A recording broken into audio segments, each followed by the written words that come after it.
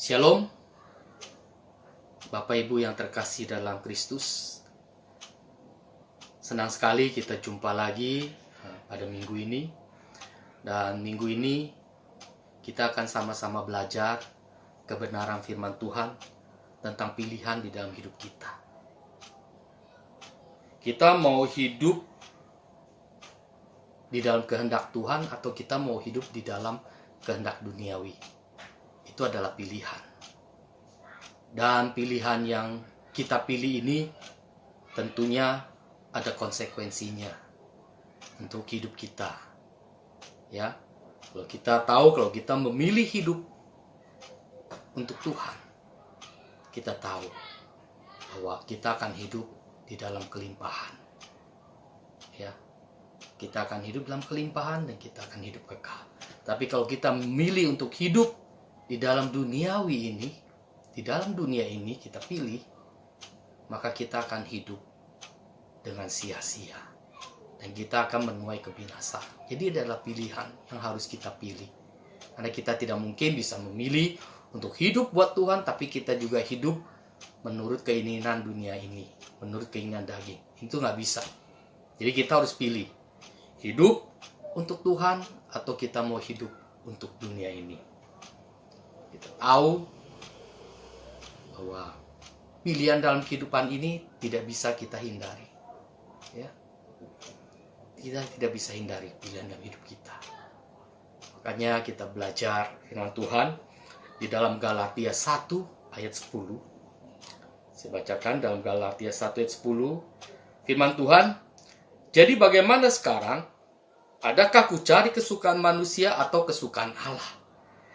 Adakah ku coba berkenan kepada manusia? Sekiranya aku masih mencoba berkenan kepada manusia, maka aku bukanlah hamba Kristus." Yang mana yang lebih penting untuk kita? Kita mau mencoba memilih untuk berkenan kepada manusia, atau kita mau memilih untuk berkenan kepada Allah?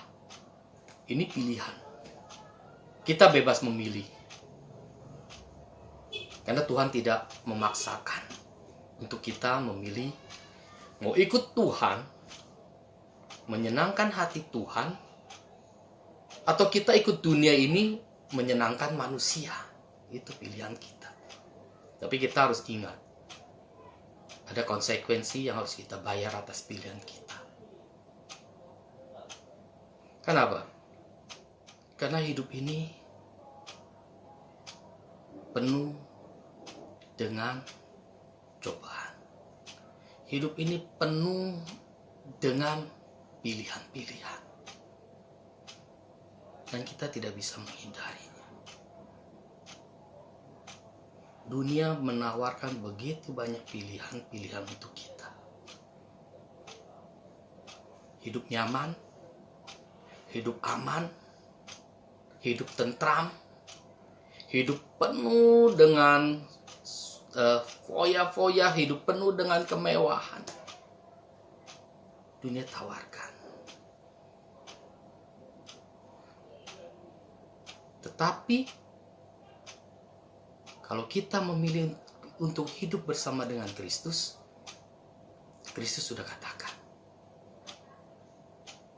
bahwa setiap orang yang mengikut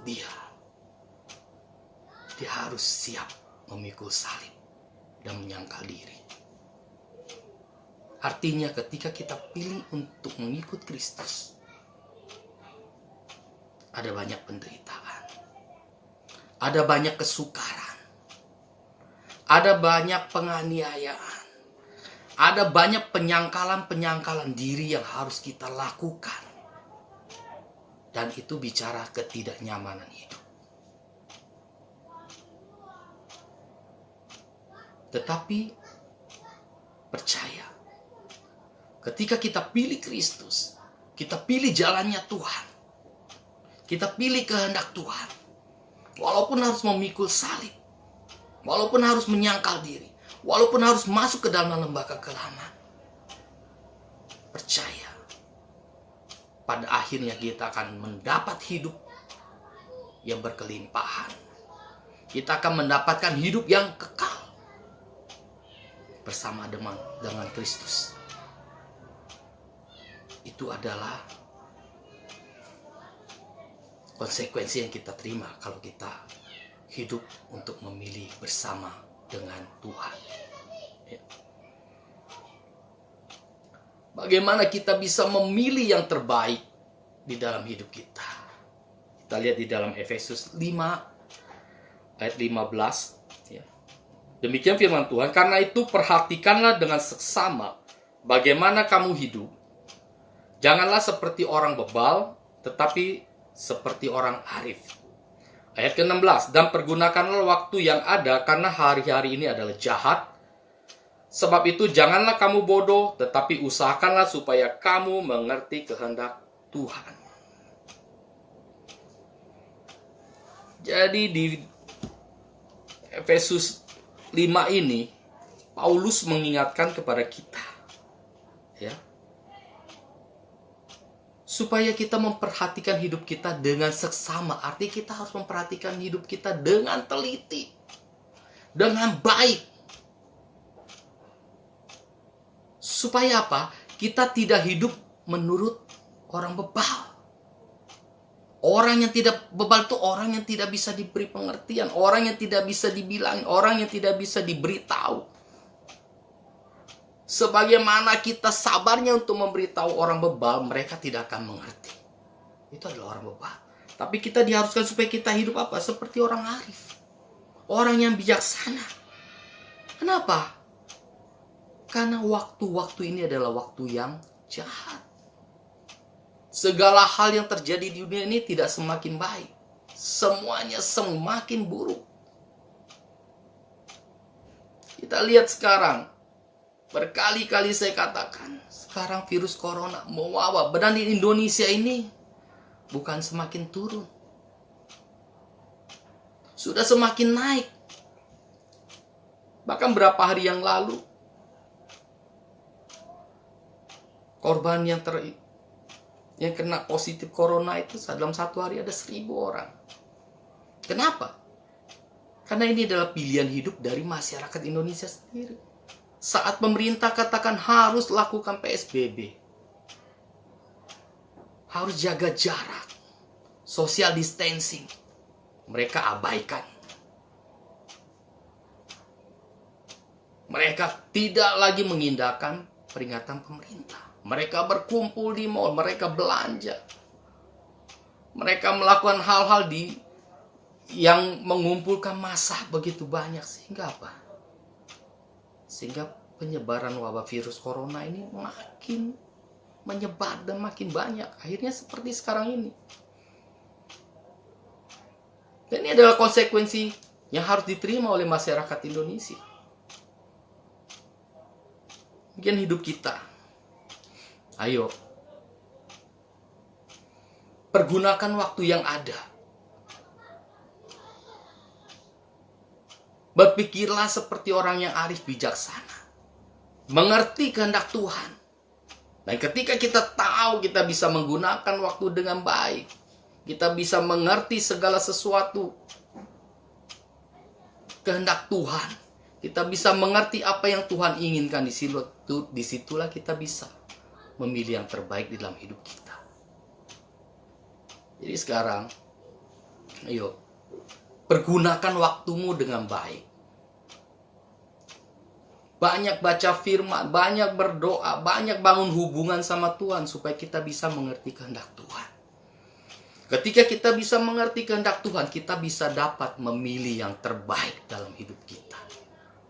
Sehingga kita tidak akan lagi hidup menurut duniawi ini, tetapi kita hidup menurut kehendak Tuhan.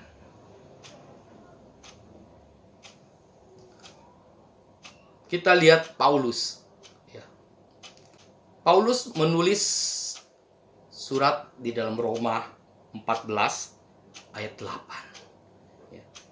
Inilah surat yang ditulis oleh Paulus untuk jemaat di Roma. Paulus katakan seperti ini. Sebab jika kita hidup untuk Tuhan. Dan jika kita mati, kita mati untuk Tuhan. Jadi baik hidup atau mati, kita adalah milik Tuhan.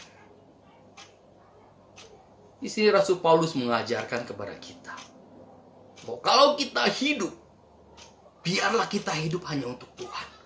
Dan walaupun kita harus mati, biarlah kita mati untuk Tuhan.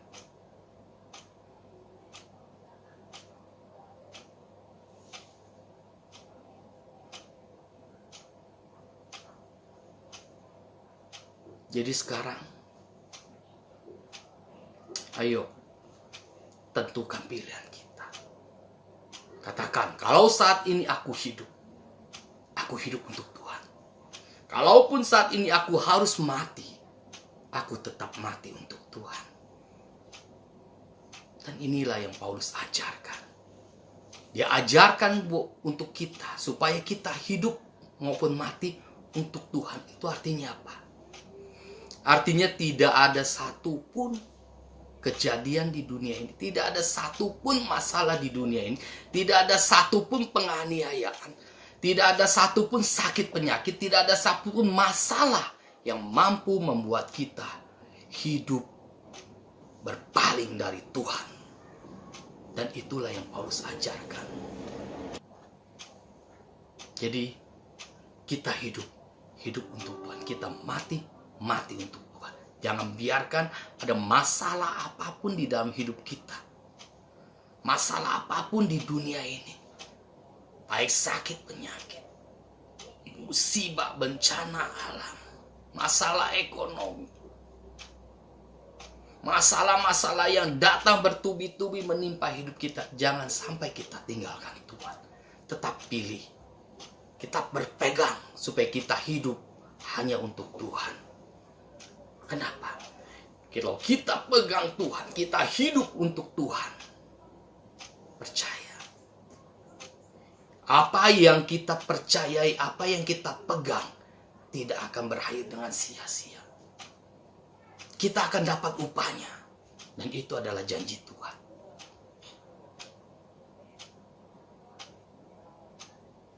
Dua hari lalu kita sudah peringati hari kenaikan Kristus. Dan kita tahu untuk apa Kristus naik ke sorga. Salah satunya adalah Kristus naik ke sorga untuk menyediakan tempat tinggal buat kita. Dan dia katakan, kalau tempat tinggalmu sudah selesai, aku akan datang menjemputmu. Artinya apa? Percaya, hidup untuk Kristus. Dan kau akan mendapat jaminan hidup yang kekal. Kita tahu Paulus, bagaimana cara hidup Paulus, bagaimana kehidupan Paulus yang lalu. Paulus yang muda adalah Paulus yang sangat beringas. Dia ada penganiaya jemaat. Kita tahu dia membawa surat kuasa penuh dari imam-imam kepala. Dan dia pergi ke kota Damsyik. Untuk apa? Untuk mengejar anak-anak Tuhan. Dia mau menangkap anak-anak Tuhan, dia akan bawa ke Yerusalem dan dia akan dianiaya, dipenjara, disiksa. Bahkan kalau perlu dibunuh. Itulah Paulus. Tapi ketika di tengah perjalanan kita tahu, ketika di tengah perjalanan Tuhan menjumpai Paulus. Dengan sinarnya yang terang. Dan Tuhan katakan kepada Paulus, Saulus, Saulus, mengapa engkau menganiaya aku? Dan Saulus bertanya, siapa engkau? Tuhan. Dan jawab Tuhan, iya, akulah yang kau aniaya. Dan sejak itu, Saulus atau Paulus buta 3 hari 3 malam. Dia tidak makan 3 hari 3 malam sampai Tuhan mengutus Ananias untuk datang menemui dia, menyembuhkan matanya. Dan sejak saat itu, ketika Saulus berjumpa dengan Tuhan atau Paulus, dia mulai saat itu memilih ikut Tuhan dan menyerahkan hidupnya untuk melayani pekerjaan Tuhan. Dan ini adalah hal yang sangat luar biasa.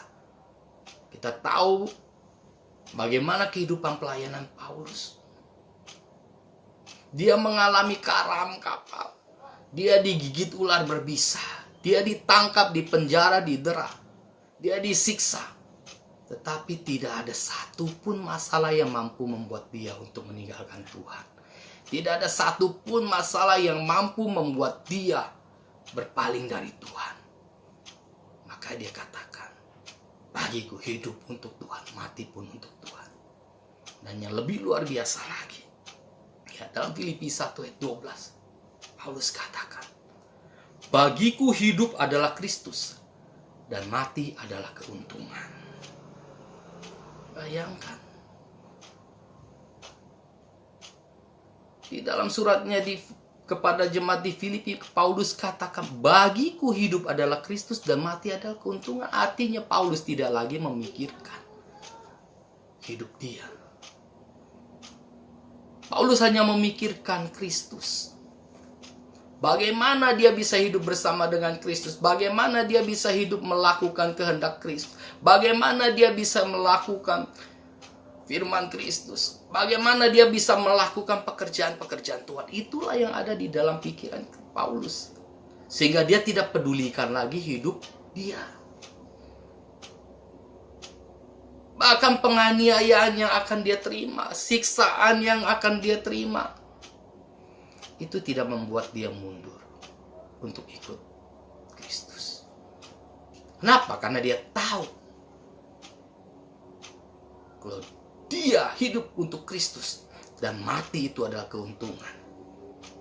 Makanya Paulus dapat katakan di dalam firman Tuhan bahwa aku sudah mengakhiri pertandingan. Jadi perubahan totalitas dalam kehidupan Paulus biarlah boleh menjadi inspirasi di dalam hidup kita untuk menentukan pilihan hidup di dalam Kristus atau mau hidup di dalam dunia ini. Paulus tidak pedulikan lagi nyawanya. Makanya dia katakan, hidup bagi Kristus, mati adalah keuntungan. Dan biarlah melalui firman ini membuat hidup kita saat ini memiliki ketenangan, memiliki kedamaian, memiliki kenyamanan, memiliki sukacita. Kenapa? Karena kita tidak salah memilih. Kalau saat ini kita mengalami penderitaan, saat ini kita mengalami penganiayaan, saat ini kita mengalami musibah, kita mengalami bencana. Mungkin saat ini ekonomi kita sedang tidak baik. Saya tahu. Ya, mungkin usaha kita sedang mengalami masalah. Karena memang saat ini adalah saat-saat yang sangat menakutkan. Kita mau keluar rumah, kita takut. Kita tidak keluar rumah, kita tidak usaha, kita tidak bekerja, kita juga mengalami masalah. Jadi kehidupan ini sangat-sangat mencekam, sangat-sangat menakutkan buat kita. Tapi saya mau katakan, kalau kita sudah tentukan pilihan bahwa kita hidup di dalam Kristus, kita tidak usah takut, kita tidak usah cemas, kita tidak usah khawatir. Kenapa? Karena Kristus selalu ada untuk menguatkan dan menolong kita. Saat ini yakin dan percaya bahwa pilihan yang kita pilih, pilihan yang Bapak Ibu pilih untuk mengikuti Kristus, untuk memilih hidup bersama Kristus, itu adalah pilihan yang terbaik. Sehingga setiap musibah, bencana alam, penyakit sampar, kelaparan, sakit penyakit, apapun juga yang terjadi di dunia ini saat ini, tidak akan membuat kita mati. Kenapa? Kalau toh kita mati, dan itu adalah keuntungan. Kenapa? Kita mati di dalam Kristus. Dan saya percaya Tuhan pasti memberkati kita semua. Tuhan pasti menyertai kita semua. Dan saya percaya Bapak Ibu sekalian akan disertai Tuhan di dalam kesehatan, akan disertai Tuhan di dalam setiap persoalan dalam kehidupan Bapak Ibu. Mungkin kita mengalami masalah ekonomi, masalah keluarga, masalah pendidikan, masalah usaha pekerjaan. Tapi percayalah, Tuhan tidak akan biarkan kita tergeletak. Tuhan tidak akan biarkan kita jatuh dan tidak bangkit. Tapi Tuhan akan tetap menopang kita. Dia akan menguatkan kita dan Dia akan mengangkat kita untuk mengatasi setiap badai masalah dalam kehidupan kita. Terima kasih. Percaya, Tuhan menyertai, Tuhan memberkati. Dan Tuhan ada di dalam setiap masalah yang kita hadapi. Tuhan Yesus memberkati. Mari kita berdoa. Bapa dalam surga, saat ini hamba berdoa untuk setiap jemaat-Mu. Apapun permasalahan yang mereka hadapi, hamba percaya mereka adalah orang-orang yang setia di dalam Tuhan. Mereka adalah orang-orang yang telah memilih yang terbaik dalam kehidupan mereka, yaitu mereka memilih untuk hidup di dalam tangan Tuhan. Sebab itu Bapa, hamba berdoa dalam nama Tuhan Yesus, Tuhan sertai mereka, Tuhan pulihkan mereka, Tuhan sembuhkan mereka, apapun yang mereka alami. Hamba berdoa di dalam nama Tuhan Yesus, damai sejahtera, sukacita, kekuatan dari Tuhan, penyertaan Tuhan ada di dalam kehidupan mereka. Dan tidak ada satupun maut yang mampu merenggut mereka dari tangan Tuhan. Karena mereka adalah milik Tuhan. Di dalam nama Tuhan Yesus, turun berkat damai sejahtera, turun sukacita, turun kasih anugerah Tuhan buat mereka semua. Haleluya. Amin. Terima kasih. Tuhan Yesus memberkati.